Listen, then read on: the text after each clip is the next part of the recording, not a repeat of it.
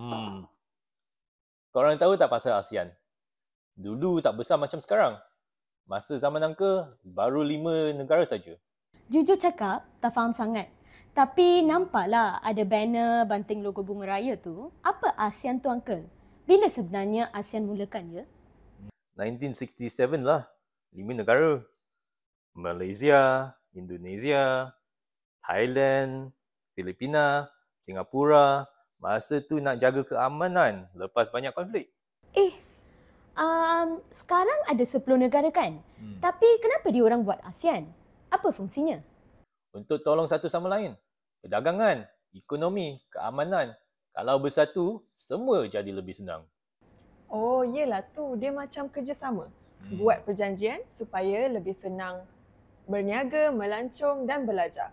Ingat tak masa saya pergi kerja dekat Vietnam dulu? Itu semua disebabkan perjanjian ASEAN lah.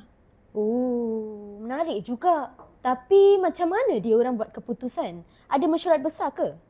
Lebih kurang lah. Diorang ada sidang kemuncak macam yang keluar dalam berita tu. Semua pemimpin-pemimpin jumpa, bincang dan buat keputusan.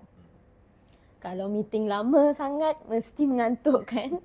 Tak adalah. Sebab semua isi meeting dan keputusan itu penting. Kalau tak ada ASEAN, banyak benda jadi susah. Percayalah.